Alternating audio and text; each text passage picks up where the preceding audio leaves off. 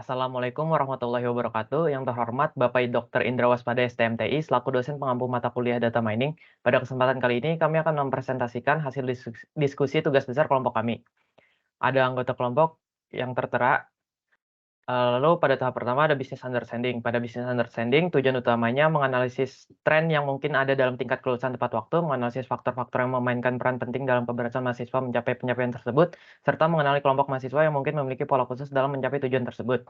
Lalu manfaat bagi organisasi diharapkan dapat menjadi landasan dalam pengembangan kebijakan-kebijakan strategis untuk meningkatkan tingkat kelulusan mahasiswa yang tepat waktu di Fakultas Sains Matematika.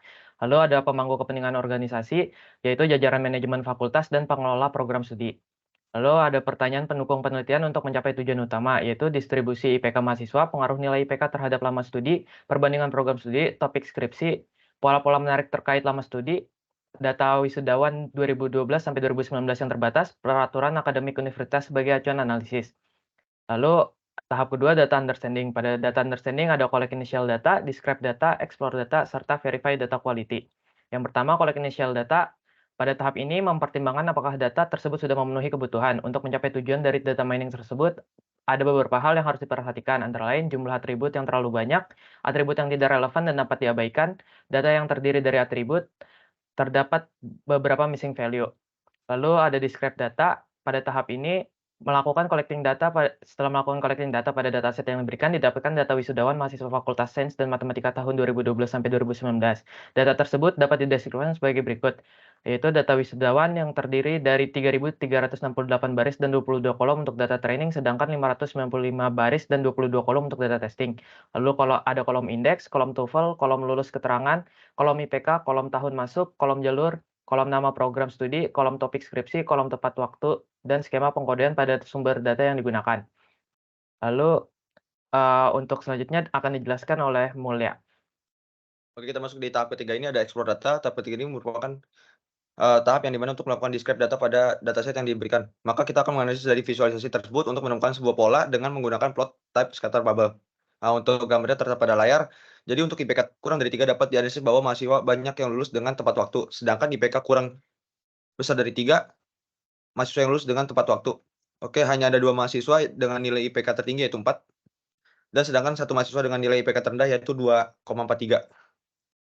Untuk bisa di next. Oh, ini lanjutannya lagi. Jadi, di sini kita juga sudah membuat dengan menggunakan histogram, dapat diambil kesimpulan maka frekuensi tertinggi mahasiswa yang IPK yang tidak lulus tepat waktu berada pada IPK 3, lalu, eee, untuk IPK 3,5 itu untuk mahasiswa yang lulus tepat waktu. Bisa di next. Nah, lanjut ke verify data quality. Tahap keempat ini merupakan explore data pada dataset yang diberikan, kita akan memverifikasi kualitas datanya, yaitu untuk menghindari dari missing value atau error data. Bisa dilihat di layar. Bisa di next. Nah, ini untuk error datanya merujuk pada kesalahan dan ketidakakuratan dalam dataset atau input tidak sesuai. Lanjut dengan data preparation, yang pertama ada selection data, yang kedua cleaning data, yang ketiga ini ada constructing data, yang keempat integrating attribute, dan kelima ada formatting data.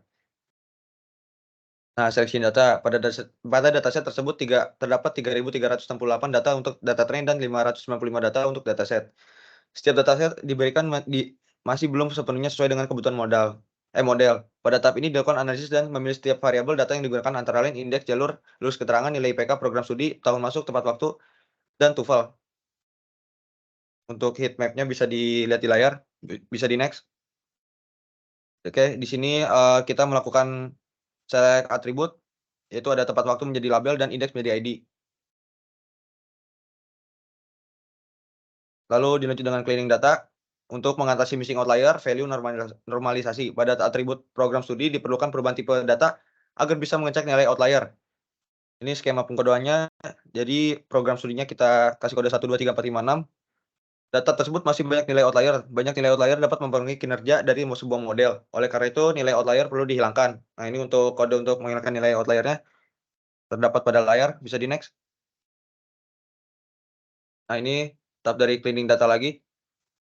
Ini berikut gambar yang sebelum di outlier, lalu yang sesudah di outlier tertera pada layar. Missing value terdapat pada atribut tepat waktu, sehingga untuk mengatasinya menggunakan nilai median. Ini untuk kodenya bisa dilihat di layar. Bisa di-next. Di sini constructing new data. Ini diperlukan data baru yang nantinya akan dilakukan sebuah prediksi. Namun pada dataset untuk studi kasus ini tidak diperlukan penambahan data baru. Bisa di-next.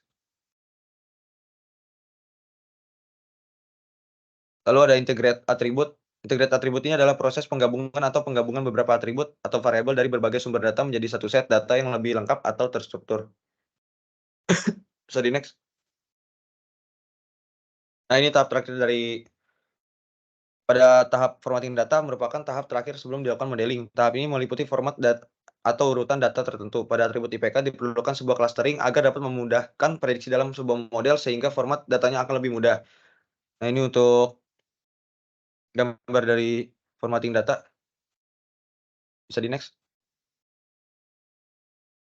Selanjutnya akan dijelaskan oleh Jerry.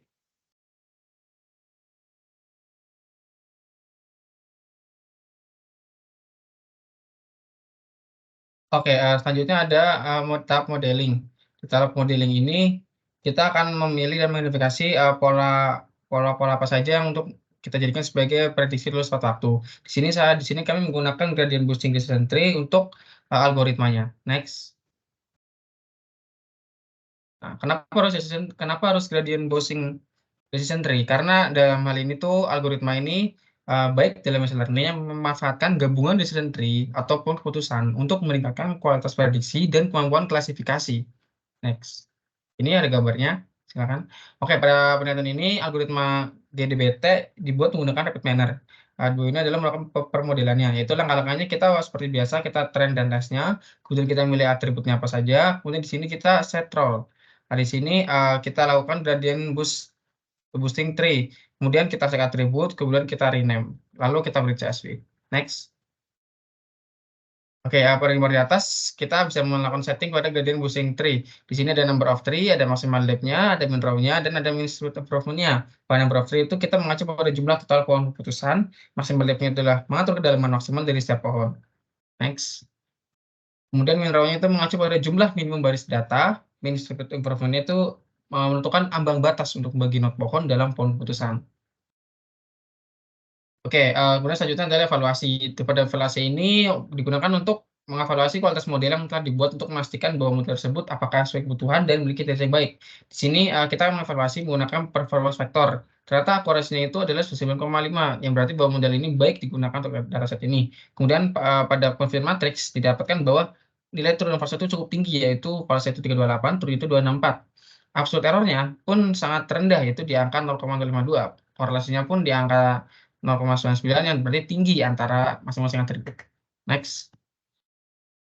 Oke, di sini ada sebaran hasil prediksi lulus tepat waktu, bahwa tren di atas menunjukkan bahwa jumlah dari nilai false-nya itu 328 dan nilai true-nya itu 264. Dan demikian bahwa jumlahnya itu memiliki nilai yang cukup seimbang. Next. Oke, selain itu ada bisa kita lihat korelasi matriksnya. Di sini ada hubungan antara masing-masing atribut. Nah, dilihat bahwa yang paling tinggi memiliki hubungan adalah IPK, tahun masuk, serta jalur. Next. Di sini merupakan tren mahasiswa lulus tepat waktu di antara program studi yang sangat bervariatif. Hal ini tentu tunjukkan adanya sebaran antara mahasiswa lulus tepat waktu maupun tidak waktu secara merata. Next. Dan itu merupakan juga hasil tren tunggal pada kelulusan mahasiswa dengan jumlah mahasiswa yang lulus tidak tepat waktu lebih banyak daripada mahasiswa yang lulus tepat waktu. Lalu dapat lihat pada histogram di bawah ini. Next. Oke, selanjutnya akan dijelaskan oleh saudara Erlan. Silakan. Baik, selanjutnya di sini dapat dilihat dari grafik di bawah terlihat hubungan antara IPK dan lama studi. Lama studi telah direkayasa menjadi atribut tepat waktu, menandai mahasiswa lulus tepat waktu itu kurang dari sama dengan 4 tahun dan tidak tepat waktu itu lebih dari 4 tahun. Scatter plot di sini menunjukkan bahwa mahasiswa dengan IPK di atas 3,75 lebih cenderung lulus tepat waktu daripada yang tidak tepat waktu. Selanjutnya, boleh di next. Di sini ada korelasi matriks. Berdasarkan korelasi matriks di bawah ini, variabel IPK dan tepat waktu menunjukkan korelasi yang signifikan dengan nilai tertinggi sebesar 0,431. Korelasi ini membuktikan hubungan kuat antara IPK dan tepat waktu, mengingat nilai tersebut itu mendekati angka 1. Boleh di next. Selanjutnya di sini ada tren mahasiswa tepat waktu di antara program studi, di mana program studi tersebut telah dilakukan pengkodean. Selanjutnya dapat dilihat pada grafik di bawah ini, program studi statistika mendominasi tren lulus tepat waktu, sedangkan program studi informatika mendominasi tren lulus tidak tepat waktu. Boleh next. Selanjutnya di sini ada analisis terkait perbedaan lama studi di antara program studi, di mana program studi tersebut sudah dilakukan pengkodean juga. Boleh di next. Ini histogramnya, boleh di next. Boleh balik lagi, benar. Dari histogram tersebut terlihat perbedaan signifikan antara program studi informatika dan statistika. Warna biru menunjukkan bahwa banyak mahasiswa informatika yang lulus tidak tepat waktu. Perbedaan ini sangat signifikan karena lulusan statistika yang lulus tidak tepat waktu hanya sekitar 50% dari mahasiswa informatika yang lulus tidak tepat waktu. Boleh di next. Selanjutnya di sini merupakan tren topik skripsi paling umum berdasarkan pemrosesan teks ini diurutkan dalam 20 tema, menunjukkan bahwa metode, studi, dan sistem merupakan kata kunci yang sering digunakan dalam pemilihan topik skripsi. Dapat dilihat pada grafik tren berikut. Boleh di next. Jadi di sini ada histogram terkait tema umum yang menjadi pilihan topik skripsi yang paling banyak. Nah, dapat dilihat pada histogram di atas itu tema umum yang digunakan paling banyak sebagai pilihan topik skripsi setelah dilakukan pemrosesan teks adalah kata kunci metode, studi, dan sistem. Boleh next. Selanjutnya, berdasarkan hasil dari prediksi di atas, masih ada kemungkinan untuk meningkatkan akurasi dari sebuah model. Model di atas masih belum menggunakan normalisasi. Makanya kami memutuskan untuk menggunakan normalisasi. Normalisasi dilakukan agar mengurangi redundansi data, mempermudah melakukan integrasi data, dan mengatasi anomali seperti performa matematik di bawah ini. Sebelum data normal dinormalisasi, akurasi hanya mencapai 99,5. Setelah data dinormalisasi, akurasinya jauh mencapai lebih baik, yaitu 99,83. Boleh next. Selanjutnya tahap terakhir yaitu tahap deployment. Setelah evaluasi model gradient boosted decision tree untuk prediksi kelulusan mahasiswa, langkah selanjutnya adalah mengintegrasikan model ke dalam sistem informasi akademik Fakultas Sains dan Matematika. Rekomendasi implementasi melibatkan pengembangan strategi seperti program bimbingan akademik, mentoring, dan alokasi sumber daya tambahan. Penting untuk memperbarui dan memantau model secara berkala dengan data terbaru guna menjaga keakuratannya. Implementasi kebijakan berbasis prediksi model dapat meningkatkan tingkat kelulusan mahasiswa tepat waktu dan efisiensi manajemen akademik. Mungkin saya kembalikan lagi kepada Kamal Arif. Mungkin sekian presentasi dari kelompok kami, kurang lebihnya mohon maaf. Wassalamualaikum warahmatullahi wabarakatuh.